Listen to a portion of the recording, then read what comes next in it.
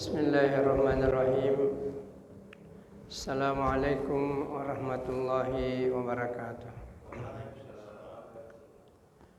Alhamdulillah, nahmaduhu wa nasta'inuhu wa nu'minu bihi wa natawakkalu alaihi wa na'udzu billahi min syururi anfusina wa min sayyiati a'malina. May yahdihillahu fala mudilla lahu wa may yudlil fala hadiyalah. Asyhadu an la ilaha illallah wa asyhadu anna Muhammadan abduhu wa rasuluh la nabiyya ba'dah. Allahumma salli ala hadzal nabiyil karim wa ala alihi wa ashabihi wa man tabi'ahum bi ihsanin ila yaumiddin. Alhamdulillah, jamaah maghrib Masjid At-Taqwa Kompleks Green Sulawesi yang saya muliakan. Alhamdulillah, marilah kita senantiasa bersyukur kehadirat Allah Subhanahu wa taala. Terutama Allah memberikan kepada kita satu nikmat yang paling tinggi. Inilah yang disebut dengan nikmat iman. Bahkan sering dikatakan bahwa orang yang beriman ini itu derajatnya sangat tinggi di sisi Allah. Sehingga bisa kita katakan satu orang yang beriman, tidak usah banyak Pak, satu orang yang beriman di sisi Allah itu lebih berharga dibanding dengan dunia beserta seluruh isinya, tentu di luar manusia. Begitu tingginya nilai iman yang ada dalam diri kita. Kadang-kadang kalau saya menyampaikan seperti ini kepada adik-adik mahasiswa, kadang-kadang ada yang bertanya, bagaimana mungkin satu orang yang beriman ini lebih mulia daripada dunia beserta seluruh isinya? Saya tidak jauh berdebat, saya hanya menyampaikan sebuah hadis. Ada sebuah hadis Rasulullah sallallahu alaihi wasallam yang menjelaskan rak'atul fajri khairum minad dunya wa ma fiha. Salat 2 rakaat saja Pak, salat 2 rakaat di depan subuh itu di sisi Allah lebih mulia, lebih berharga dibanding dengan dunia beserta seluruh isinya. Jadi jangankan satu orang yang beriman, satu amal orang yang beriman itu kadang-kadang sudah tinggi nilainya, lebih hebat dibanding dengan dunia ini. Tentu yang bisa kita pakai ini nggak bisa masuk di akal, tapi ini mudah dicerna kalau ini kita pakai bahasa iman. Karena apapun yang keluar dari mulut Nabi itu adalah pasti kebenaran. Jadi oleh karena itu bersyukurlah kita, Allah memberikan kepada kita nikmat yang tertinggi ini, yaitu nikmat iman. Hadirin yang mulia, kemudian iman ini adalah intinya sebenarnya agama. Perlu digarisbawahi bahwa agama ini itu tujuannya adalah untuk membuat kita bahagia. Jadi saya ulangi, bahwa agama ini datang, Allah berikan kepada kita agar kita hidup tenang, damai dan bahagia dalam kehidupan ini. Atau bisa disebut bahwa agama ini adalah sumber kebahagiaan. Artinya dengan agama ini manusia bisa berbahagia dalam hidupnya. Mari kita lihat lebih jauh. Mudah saja kita pahami ini, bahwa di dalam agama itu sebenarnya itu hanya ada 2 unsur pokok. Karena agama ini kan bersumber daripada Al-Quran dan Sunnah Rasulullah Sallallahu Alaihi Wasallam. Al-Quran ini isi pokoknya sebenarnya hanya 2. Sekalipun kalau kita ajarkan di kampus-kampus, di adik mahasiswa, bahwa isi pokok Al-Quran itu pertama itu adalah akidah, kemudian ibadah, kemudian muamalah, kemudian akhlak, dan kisah-kisah para nabi. Tetapi pada hakikatnya Al-Quran ini isi pokoknya 2. Yang pertama adalah perintah, yang kedua adalah larangan. Hadirin yang mulia, mari kita berpikir lebih jauh. Kira-kira kalau semua perintah Allah ini dikerjakan, saya yakin kehidupan ini akan terasa nikmat untuk kita jalani. Contoh misalnya Allah menyuruh kita adil, semua orang berbuat adil. Allah menyuruh kita amanah, semua orang berbuat amanah. Allah menyuruh kita jujur, semua orang berbuat jujur. Allah menyuruh kita salat, semua orang salat. Allah menyuruh kita saling mengasihi, semua orang saling mengasihi.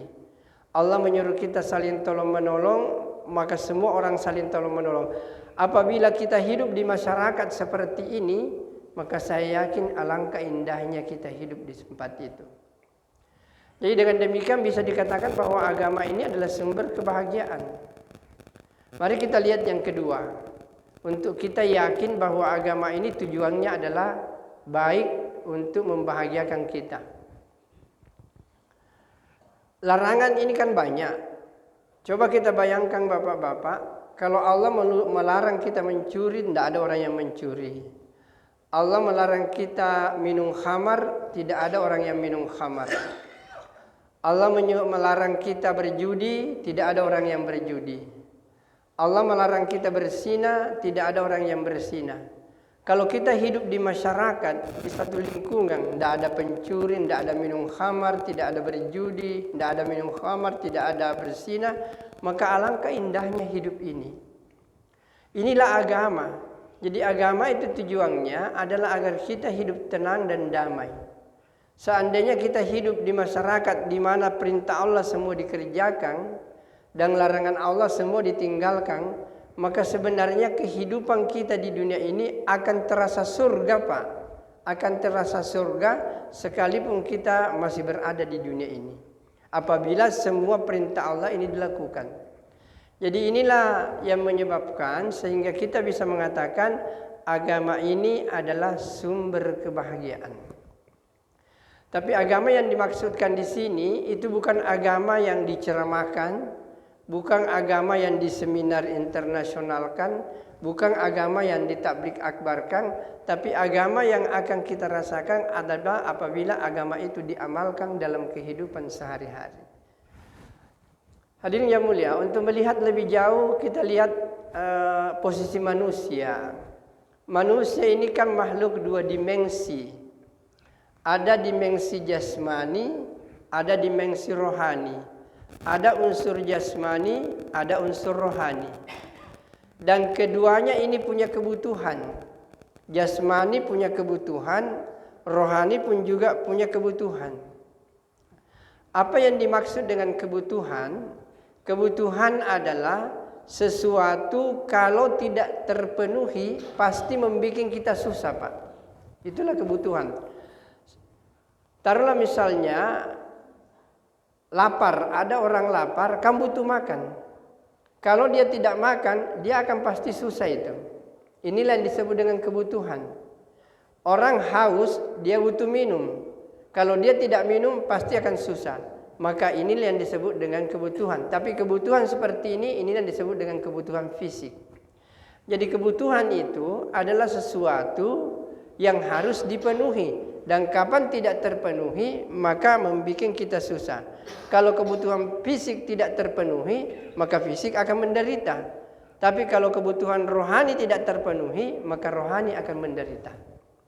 Namun hadirin yang mulia, orang kadang-kadang tidak memahami apakah itu kebutuhannya rohani. Kebutuhan rohani itulah agama. Jadi saya ulangi, kebutuhan rohani ini itulah agama. Artinya ketika agama ini diamalkan, itu ada pahala. Dan pahala inilah adalah kebutuhan rohani kita. Kita ambil secara sederhana misalnya ini dan selalu kita katakan sholat misalnya. Bapak-bapak dan saudaraku yang mulia, kira-kira kalau biasanya kita habis sholat subuh berjamaah, enak nggak perasaan? Enak itu perasaan. Kenapa? Karena kebutuhan rohani sudah terpenuhi. Begitupun juga kita habis salat maghrib, enak kita rasa sepertinya tidak ada beban karena kebutuhan rohani sudah terpenuhi. Jadi perintah Allah inilah sebenarnya kebutuhan rohani kita. Maka hadirin yang dimuliakan oleh Allah Subhanahu wa taala, cuma saya ingin menggarisbawahi begini, bahwa agama ini kan kelihatannya perintah, Pak. Agama ini kelihatannya perintah. Salat perintah, jujur Allah perintahkan, puasa perintah. Sebenarnya ini nampaknya bahwa ini adalah perintah, tetapi pada hakikatnya itu adalah kebutuhan. Inilah kebutuhan kita. Artinya agama ini adalah kebutuhan rohani. Kalau agama ini diamalkan, maka rohani ini akan terasa tenang, damai. Tapi kalau agama ini tidak diamalkan, maka rohani itu akan menderita. Sama menderitanya kalau fisik ini tidak mendapatkan kebutuhan. Taruhlah misalnya kita sholat misalnya. Kita habis sholat berarti ada pahala. Pahala itulah kebutuhan rohani kita. Dan orang yang tidak salat berarti kebutuhan rohaninya tidak terpenuhi. Maka rohaninya akan menderita luar biasa. Sama dengan menderitanya fisik kalau dia tidak diberi makan, tidak diberi minum. Begitulah juga rohani kita. Kalau orang itu tidak salat, orang itu tidak mengamalkan perintah Allah, maka rohaninya akan menderita sebagaimana menderitanya fisik apabila kebutuhannya tidak terpenuhi. Maka hadirin yang dimuliakan oleh Allah Subhanahu wa taala, inilah yang disebut dengan agama. Jadi agama itu yang pertama tadi adalah sumber kebahagiaan. Yang kedua, agama ini adalah kebutuhan kita. Nah, kalau kita memahami agama ini sebagai kebutuhan, maka orang akan bersusah payah, bersemangat, bersungguh-sungguh untuk mengamalkan agama dalam kehidupan. Hadirin jamaah maghrib Masjid At-Taqwa rahimakumullah. Kemudian daripada itu saya ingin menjelaskan lebih jauh bahwa kita ini manusia sebenarnya Allah ciptakan kita, sebenarnya tujuan utamanya bukan untuk hidup di dunia ini. Tidak. Tujuan utama kita diciptakan oleh Allah adalah untuk hidup selama-lamanya nanti di akhirat. Ini yang harus diyakini. Sehingga kalau kita membaca Al-Quran, itu kan selalu ada.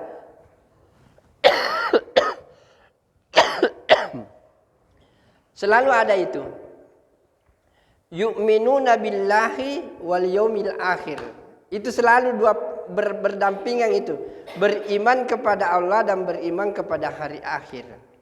Artinya ini menunjukkan bahwa manusia ini adalah makhluk akhirat, bukan makhluk dunia. Kita hadir di dunia ini tidak terlalu lama, Pak. Kalau Nabi katakan a'maru ummati baina sittin wa sab'in. Umurnya umatku itu paling 60 atau 70 tahun. Mungkin ada yang lebih, tidak seberapa. Ada yang kurang dari 60, juga tidak seberapa. Rata-rata umatnya Nabi ini 60-70 tahun. Maka hadirin yang mulia, jadi kita ini adalah makhluk akhirat. Kita akan hidup selama-lamanya di akhirat. Di sanalah kehidupan yang sesungguhnya. Kehidupan di dunia ini, Pak, bukan kehidupan yang sesungguhnya. Karena kehidupan di dunia ini kadang-kadang senang, kadang-kadang sengsara. Kadang-kadang sakit, kadang-kadang sehat. Ada orang yang kaya, ada orang yang miskin. Hari ini dia bisa kaya, besok mungkin dia bangkrut. Atau hari ini dia miskin, esok dia bisa kaya. Inilah kehidupan dunia. Itu artinya tidak stabil. Tapi nanti di akhirat, inilah kehidupan yang sesungguhnya. Artinya orang yang bahagia, bahagia selama-lamanya. Nggak ada lagi. Artinya orang yang sehat-sehat terus. Orang yang punya harta terus. Artinya kehidupan di akhirat itu kalau dia bahagia, bahagia selamanya. Dan itulah yang disiapkan orang untuk hidup di surga. Dan orang yang sengsara, Pak, dia akan sengsara terus. Maka inilah yang dikatakan kesengsaraan yang sesungguhnya. Artinya dia tersiksa selama-lamanya. Maka oleh karena itu inilah yang disebut dengan kehidupan yang sesungguhnya. Itu hanya terjadi nanti di akhirat. Yang bahagia, bahagia seterusnya, dan yang sengsara selama-lamanya. Dan kehidupan akhirat itu ditentukan dalam kehidupan dunia yang hanya satu kali ini saja. Jadi saya ingin ulangi Bapak-bapak, bahwa kehidupan di dunia ini hanyalah satu kali ini saja. Maka oleh karena itu kita hidup di dunia ini bukan main-main Pak, bukan main-main, tetapi kita hidup di dunia ini adalah untuk mempersiapkan bekal-bekal di mana kita akan berada nanti di salah satu dua tempat di akhirat. Apakah di surga ataukah di neraka. Allah Subhanahu wa taala dalam Al-Qur'an hanya mengatakan begini, berfirman, "Wa hadainahun najdain," aku tunjukkan kepada manusia, aku bentangkan kepada manusia dua jalan. Jalan pertama menuju ke surga dan jalan kedua menuju ke neraka. Kemudian Allah katakan, "La ikraha fiddin." Tidak ada paksaan. Terserah kita mau menempuh jalan ke surga silahkan, mau menempuh jalan ke neraka silakan. Tetapi Allah menginginkan agar kita semua menempuh jalan ke surga. Artinya Allah menciptakan manusia ini agar manusia ini bahagia. Mari kita lihat sejarah kemanusiaan ini. Waktu Allah menciptakan Adam alaihissalam, itu kan Nabi Adam ditempatkan di surga. Kemudian karena hanya satu persoalan, kemudian dia melanggar perintah Allah, kemudian dia turun ke bumi. Maka berlahirlah anak cucunya di bumi ini. Maka semua anak cucu Adam mestinya berusaha kembali untuk kembali ke surga. Maka turunlah perintah Allah dari berbagai macam nabi-nabi yang diutus oleh Allah. Ada perintah Allah yang harus dikerjakan. Kalau dikerjakan perintah Allah, maka kita akan kembali ke surganya Allah Subhanahu wa taala. Maka hadirin yang dimuliakan oleh Allah Subhanahu wa taala, jadi Allah hanya tunjukkan jalan. Ini jalan ke surga, ini jalan ke neraka. Saya tidak akan paksa. Terserah Anda mau memilih jalan yang mana. Anda memilih jalan ke surga, Anda pasti akan ke surga. Anda memilih jalan ke neraka, Anda yang sendiri membinasakan diri Anda. Tapi pada hakikatnya Allah menginginkan kita untuk bahagia seterusnya, berbondong-bondong menuju ke surganya Allah Subhanahu wa taala. Hadirin yang mulia, sebenarnya sederhana saja. Saya kasih misal, kita berada di Makassar. Tentu kita mengatakan kalau kita berada di Makassar, tentu kalau kita ke selatan mungkin tujuannya ke Bulukumba misalnya. Orang kalau mau ke Bulukumba, dia harus mengambil kendaraan menuju ke Bulukumba, tentu melalui Goa, Takalar, Jeneponto, Bantaeng, insya Allah sampai ke Bulukumba. Mustahil itu orang sampai ke Bulukumba kalau jalannya Maros, Pak. Kemudian Pangkep, mungkin Baru, Parepare, Polmas, tidak akan sampai ke Bulukumba karena jalannya keliru. Begitulah orang. Kalau orang mau menuju ke surga, dia harus melalui jalan-jalan ke surga. Orang yang melalui jalan-jalan ke surga, dia akan sampai ke surga. Mustahil orang itu sampai ke surga kalau jalan yang dilaluinya adalah menuju ke neraka. Maka hadirin yang dimuliakan oleh Allah Subhanahu wa taala, jadi ini agama ini adalah untuk membahagiakan kita, pedoman bagaimana kita hidup di dunia ini menurut maunya Allah Subhanahu wa taala. Dan ini adalah sumber kebahagiaan apabila diri kita itu sama dengan maunya Allah. Kan Allah menjelaskan dalam Al-Qur'an, "Wa ma khalaqtul jinna wal insa illa liya'budun." Aku tidak menciptakan jin dan manusia kecuali untuk beribadah. Inilah tujuan penciptaan kita. Kalau tujuan penciptaan kita seperti ini dan tujuan hidup kita juga untuk beribadah, maka sinkronlah kehidupan itu. Artinya Allah menginginkan kita untuk beribadah, tujuan kita pun untuk beribadah, maka pasti dan pasti kita akan bahagia dalam hidup. Dimanapun kita berada, Pak. Taruhlah misalnya kita bekerja di satu kantor. Kalau kantor itu sudah menetapkan, kita punya perusahaan ini tujuannya begini, poin-poinnya begini, yang akan kita tempuh jalannya begini. Apabila kita bekerja di situ, tujuan kita sama dengan tujuan kantor kita, maka alangkah indahnya itu kita hidup di situ. Tapi alangkah susahnya kalau kantor tujuannya lain, sementara kita tujuannya juga lain.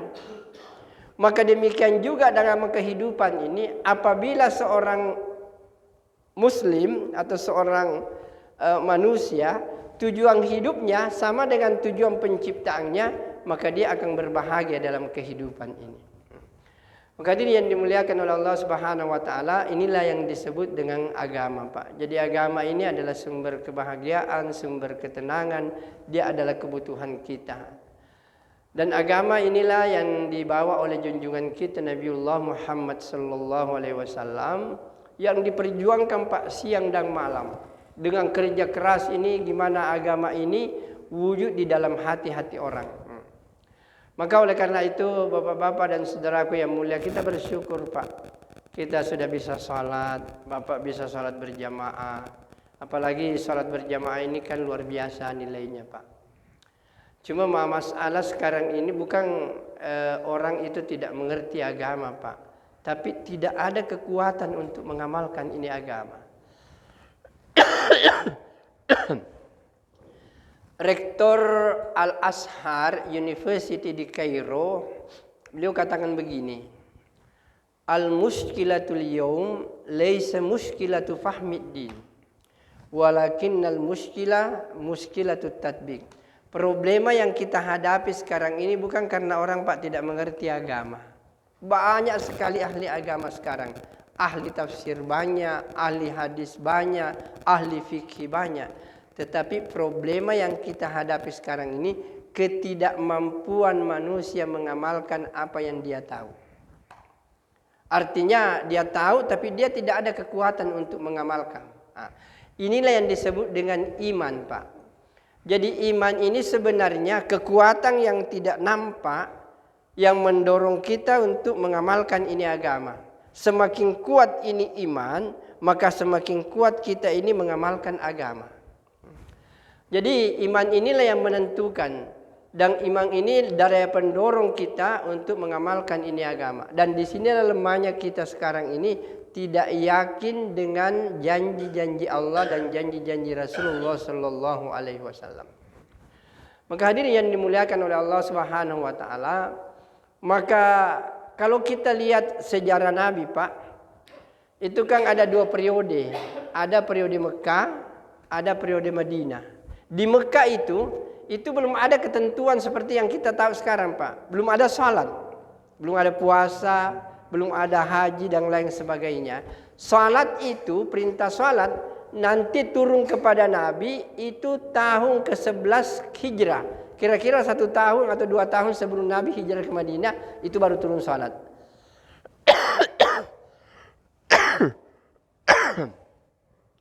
Yang 10 tahun ke depannya itu tidak ada perintah Pak. Orang belum salat seperti kita sekarang, orang belum puasa seperti kita kan. Tapi apa yang diperbaiki Nabi Pak? Yang diperbaiki Nabi itu adalah keyakinan terhadap siapa Allah yang sesungguhnya. Sehingga dalam hadis qudsi dikatakan begini, Iza wajadtani wajadta kulla syai' wa iza faqadtani faqadta kulla syai'. Jika engkau menemukan aku, kau tahu siapa aku yang sesungguhnya kata Allah, maka engkau telah mendapatkan segala-galanya. Tapi kalau kau tidak tahu siapa aku yang sesungguhnya, maka engkau telah kehilangan segala-galanya. Maka yang pertama diperkenalkan oleh Rasulullah sallallahu alaihi wasallam adalah memperkenalkan siapa Allah yang sesungguhnya, Pak. Ketika orang mengenal siapa Allah yang sesungguhnya, maka kehidupan ini akan terasa nikmat untuk kita jalani. Inilah sebenarnya inti agama ini, dan inilah yang biasa kita sebut dengan kalimat la ilaha illallah. Hadirin yang mulia, jadi kalimat la ilaha illallah ini kan sepertinya mudah untuk kita ucapkan. Tetapi apakah sudah kita amalkan dalam kehidupan sehari-hari? Apakah kita jadikan la ilaha illallah ini sebagai keyakinan dalam kehidupan kita sehari-hari? Artinya kan la ilaha illallah ini adalah tidak ada yang berhak disembah kecuali Allah. Tidak ada yang berhak diibadahi kecuali Allah. Yang dimaksud dengan ibadah itu adalah taat. Artinya tidak ada yang berhak ditaati kecuali Allah. Sehingga kita yakin bahwa dalam kehidupan ini semuanya ini adalah Allah yang menciptakan. Yang menciptakan langit, yang menciptakan gunung. Bahkan diri kita ini, seandainya kita berpikir Pak lebih jauh, maka kita akan takjub dengan kehidupan penciptaan kita. Mungkin kalau masjid seperti ini, bapak-bapak atau pernah ke luar negeri, kalau lihat bangunan yang tinggi mewah itu biasa-biasa saja. Kenapa? Karena ada bahan bakunya, ada pasir macam-macam, semen dan lain, disusun sedemikian rupa sehingga menjadi bangunan yang indah. Tapi bukankah manusia ini penciptaannya ajaib, Pak?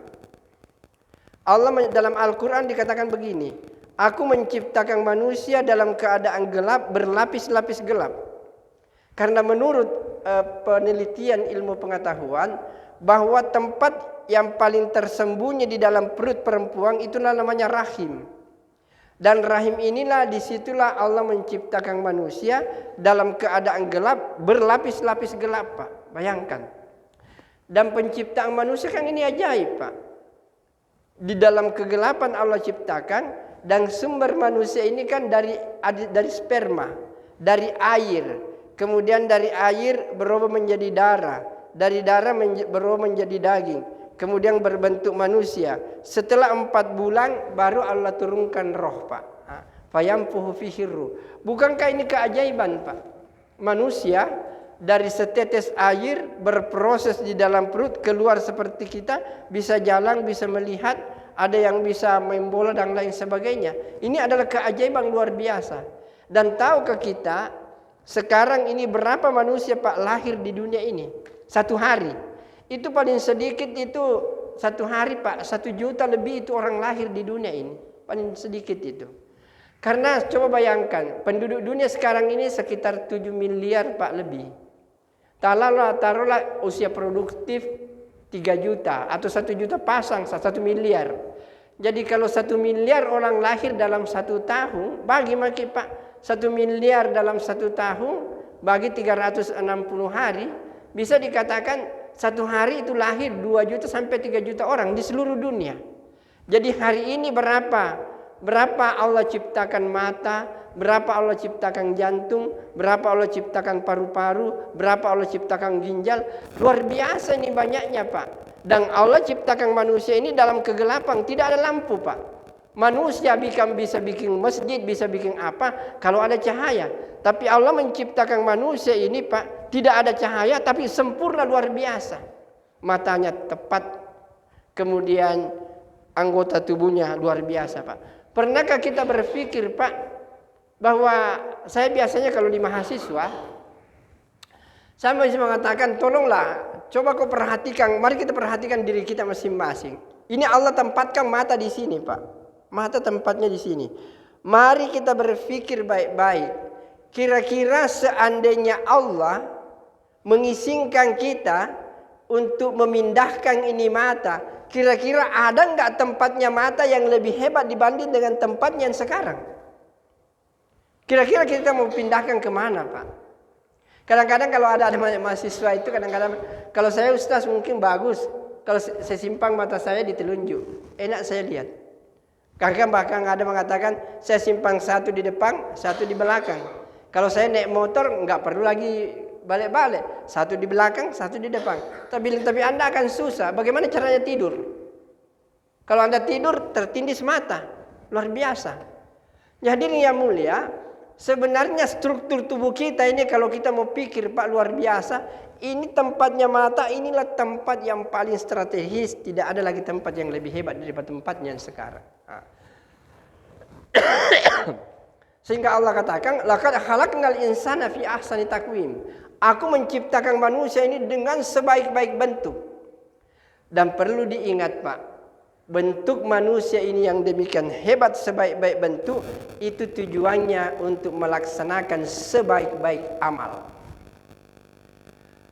Karena sebaik-baik amal ini perlu kita pahami, Pak, sebaik-baik amal itu tidak ada lagi amal yang lebih hebat dibanding dengan sholat. Dan sholat ini satu-satunya ibadah yang tidak ada yang bisa kerjakan, hanya manusia. Tidak pernah kita lihat binatang sholat. Tidak pernah kita lihat tumbuh-tumbuhan sholat. gunung salat, air laut salat. Tidak ada Pak, burung-burung tidak ada yang salat. Yang bisa kerjakan salat ini hanya manusia. Inilah yang disebut dengan ibadah inti. Berdiri Pak, ruku, i'tidal, sujud. Ini gerakan salat, tidak ada yang bisa kerjakan, hanyalah manusia. Sehingga salat ini merupakan ibadah inti, sehingga nilainya luar biasa di sisi Allah. 2 rakaat saja lebih hebat dibanding dengan dunia beserta seluruh isinya. Inilah yang harus kita sampaikan kepada saudara-saudara kita, bahwa mari kita perbaiki mutu salat kita Pak. Karena inilah intinya kehidupan. Dan seandainya orang Islam salat semuanya Pak, selesai persoalan. Tapi karena kita lihat kenyataan sekarang Pak, kira-kira ada berapa persen orang Islam salat? Bagaimana mau datang pertolongan Allah kalau salat kita yang merupakan ibadah inti itu dipandang enteng oleh masyarakat, oleh umat Islam? Padahal hadirin yang mulia, apalagi kalau kita melihat Pak kepada salat berjamaah, lebih jauh lagi Pak. Masih juga lebih jauh lagi. Jadi kalau melihat, coba kita lihat, tidak usah jauh-jauh Pak. Kita lihat di mana kita berada, berapa orang Islam, kemudian berapa orang yang salat. Yang salat ini berapa yang salat berjamaah. Kemudian yang berjamaah ini adalah berapa yang salat berjamaah subuh. Jadi kalau dilihat ini masih jauh perjuangan kita. Karena dikatakan dalam beberapa riwayat bahwa kekuatan umat ini akan kembali itu apabila salat subuh Pak sudah sama posisinya dengan salat Jumat. Misalnya begini, kalau salat Jumat itu 100 orang, salat subuh juga 100 orang, berarti salat berjamaah ini sudah hidup di tempat itu. Dan kalau begini Pak terjadi di setiap masjid di seluruh dunia, maka inilah saatnya Islam ini kembali untuk memimpin peradaban dunia. Jadi bukan karena kekuatan ekonomi Pak, bukan karena kekuatan senjata, bukan kekuatan sosial, tetapi kekuatan amal. Dan bahkan coba bayangkan kalau kita perhatikan hadis-hadis Nabi Pak. Rasulullah Shallallahu Alaihi Wasallam menjelaskan sederhana begini: as-salatu imaduddin, faman aqamaha faqad aqamaddin, wa man tarakaha faqad hadamaddin. Salat ini adalah tiangnya agama. Siapa yang mendirikan salat berarti orang itu mendirikan agama. Dan siapa yang meninggalkan salat, orang itu menghancurkan agama. Kalau hadis ini kita pakai melihat keadaan sekarang, bukan orang di luar Islam Pak yang menghancurkan agama, tetapi orang Islam sendiri yang menghancurkan agamanya, karena sudah banyak di antara kita mengaku muslim tapi tidak melaksanakan salat ini. Apalagi kalau salat ini kriterianya itu dengan berjamaah. Saya ingin menyampaikan supaya kita peduli dengan saudara-saudara kita, bahwa orang yang melaksanakan salat dengan tidak berjamaah itu akan menyesal nanti di akhirat luar biasa. Mari kita lihat hadisnya. Rasulullah Shallallahu Alaihi Wasallam bersabda bahwa kalau kau salat sendiri itu nilainya 1. Kalau kau salat berjamaah berapa nilainya Pak? 27. Berapa bedanya? 26. 1 kali. Kalau 5 kali kita sholat sendiri dalam 1 hari, berarti kita hanya dapat 5 dunia. Tapi kalau kita berjamaah 5 kali, 5 kali 27 berarti 135. Antara 5 dengan 135 Pak, berapa bedanya? 130. Luar biasa jauhnya. Cuma karena ini apakah itu derajat, apakah itu dunia, yang jelas 5 dengan 135 jauh sekali bedanya. Mari kita lihat lebih jauh supaya terbuka pemikiran kita.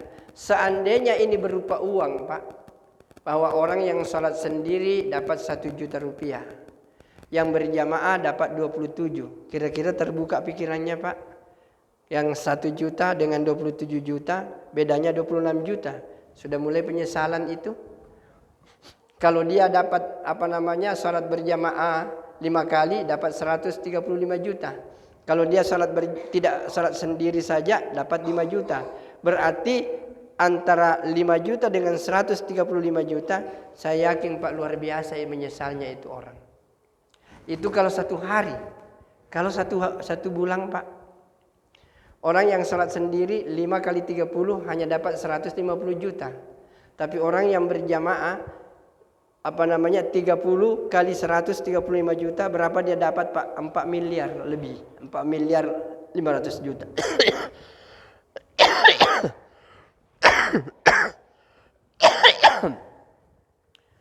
Jadi ini menunjukkan bapak-bapak dan saudaraku yang mulia. Jadi orang yang tidak mengerjakan sholat ini dengan berjamaah, maka terbuka peluang besar untuk dia menyesal di akhirat. Inilah yang kita sampaikan. Dengan susah payah Pak kita sampaikan, mengajak saudara-saudara kita. Masjid di mana-mana Pak luar biasa. Mungkin Bapak kalau di Indonesia enak sekali, apalagi kita di Jumpandang.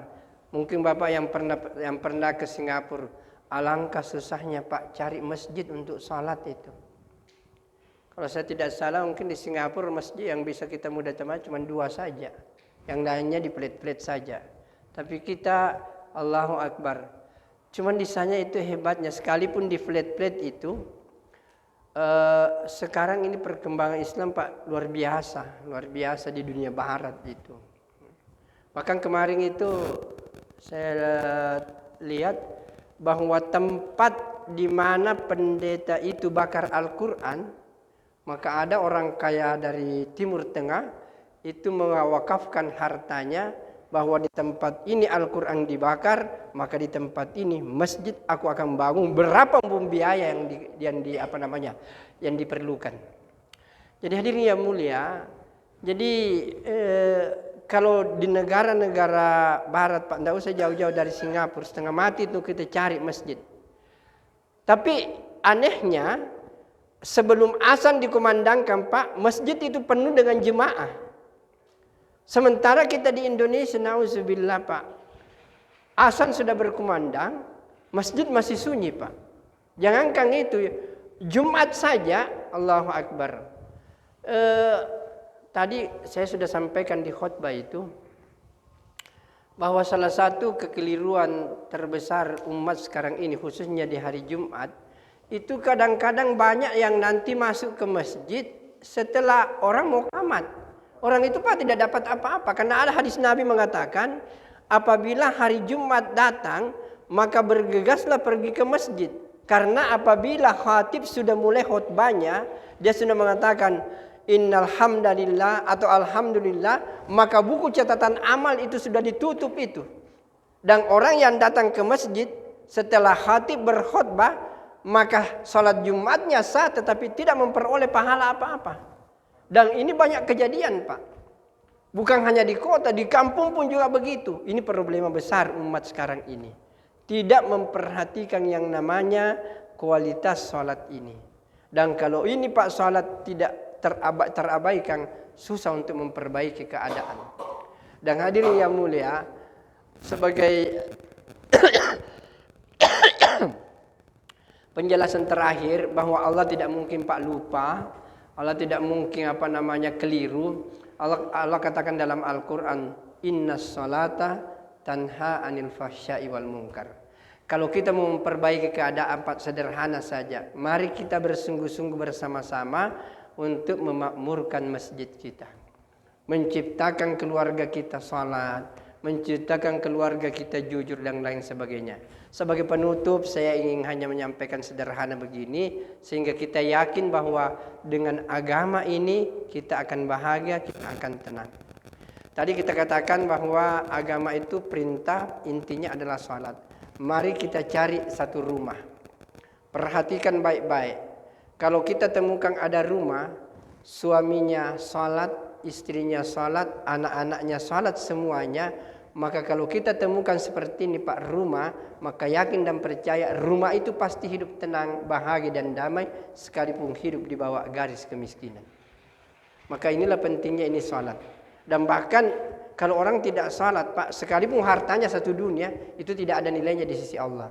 Ada nyanyian yang kita hafal, sekalipun hidup 1000 tahun, kalau dia tidak salat tiada gunanya Pak. Kaya raya, tinggi pangkat, kalau dia tidak salat, orang ini Pak tidak ada nilainya di sisi Allah Subhanahu wa taala.